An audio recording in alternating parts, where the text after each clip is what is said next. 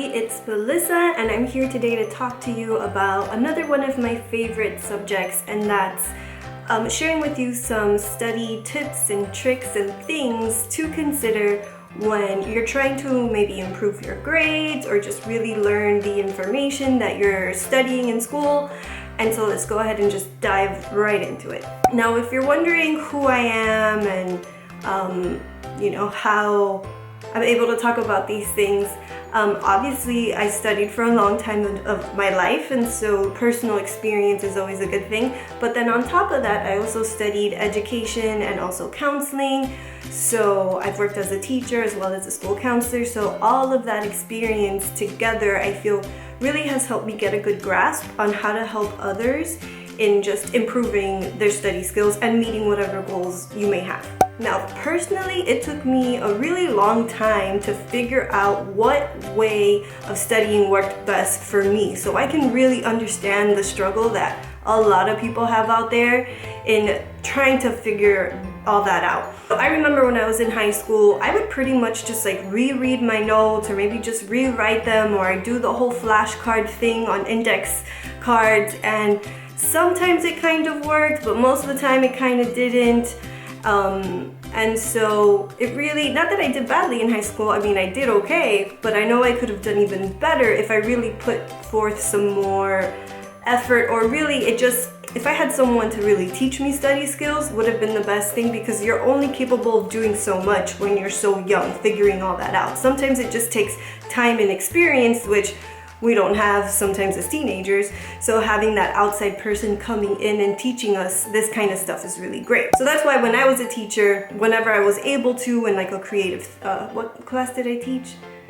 I had a study skills class, and then there was another class, I forgot what it was called, that the middle school that I worked in had, that we would talk about that kind of stuff too, study skills along with other things. Because of the fact that I never really had that, I had to learn on my own with time. So it really wasn't until, honestly, my third year in college that I really figured out what worked best for me. That's why I figured I really wanted to do this video and put this up out there in the world of YouTube for people to benefit from. So if you enjoy this information, you learn something, you find it useful, don't forget to give it a thumbs up. That just helps me know if I'm doing a good job or not, and if you found the information helpful. If you see me looking down, it's because I'm looking at the notes that I wrote regarding this, so I could be as clear as possible in sharing this information with you. So the first thing to consider when you're thinking about how to study best is you have to kind of know how you learn,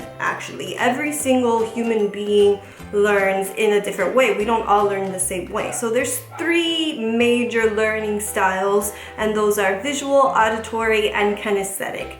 So figuring out what your main way of learning is basically essential to then figuring out what your best way to study would be. And the way you would figure out what your learning style is through completing a quick quiz. You can find a bunch of them online for free. That's what I've always used as a teacher and a counselor, just free stuff online.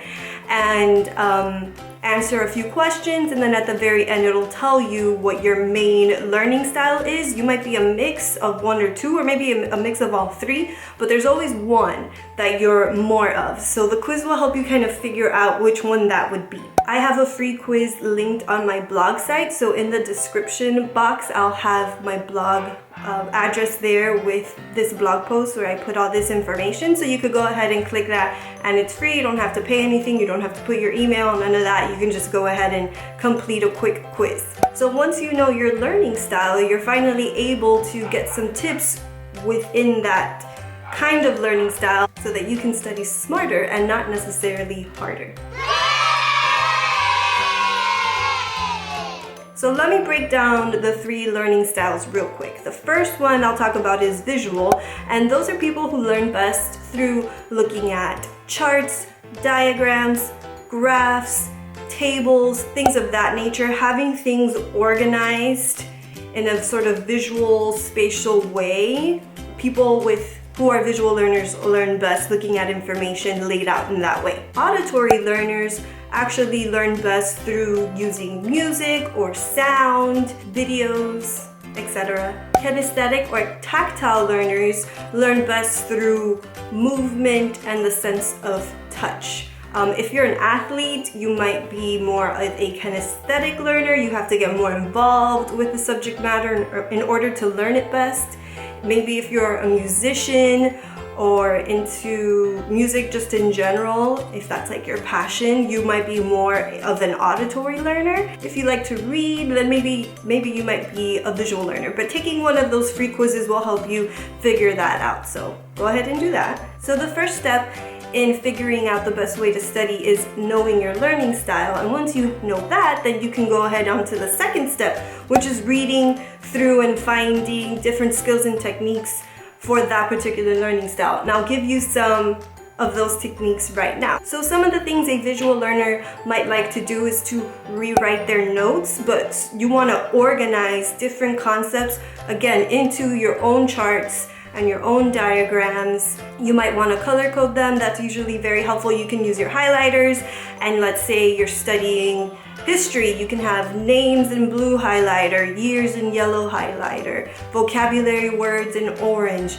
Organizing your information in a very fluid, colorful way is going to work best for a visual learner. For auditory learners, one of the best things you can do is take your cell phone and open up an app for recording your voice. You can find them through the App Store, and you can actually record sections of your notes and listen back to it, and that's actually very helpful. If you're able to work in pairs, like with one other person, and you're studying at home for a test, if you can have one other person over to study with you, or you can have a group of people, then the best thing you can do is actually have discussions on the material, and that discussion is really helpful for an auditory learner. For kinesthetic learners, a good thing to do is to actually role play the material.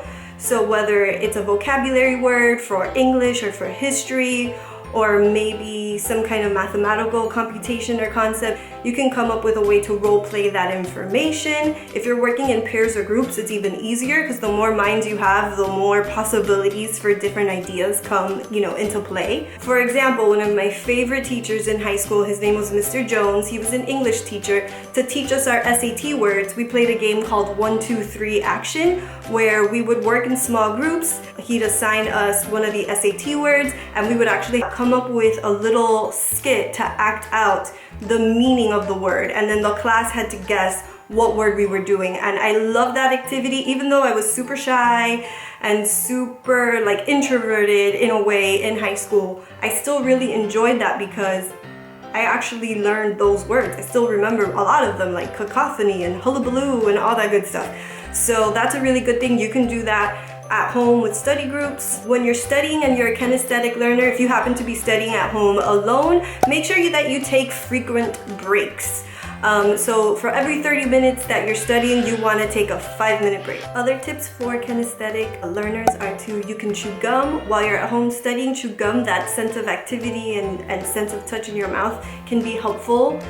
So you're not as distracted, and also walking around as you study. If you happen to just be alone and you're not able to interact with others and you have to reread or rewrite your notes, you may want to take the breaks and walk around. You can incorporate also some of the tips from the other learning styles, like visual and auditory, and just incorporate some of the kinesthetic ones, and you'll be successful in studying for your type. Now, another really good thing for both kinesthetic and auditory learners, even visual learners as well, it's really good for all three, is utilizing videos. That's why YouTube has become so popular and is so great. You can learn a lot of different things on YouTube. As you already know, there's also other really great websites that I used a lot when I was a teacher. One of them is howstuffworks.com. I love that they have really short clips from PBS and the History Channel and Animal Planet and all kinds of stuff, pretty much on any subject that you're learning about, so you can find videos there. And the other website is Khan Academy. They have videos on everything from math to science, physics.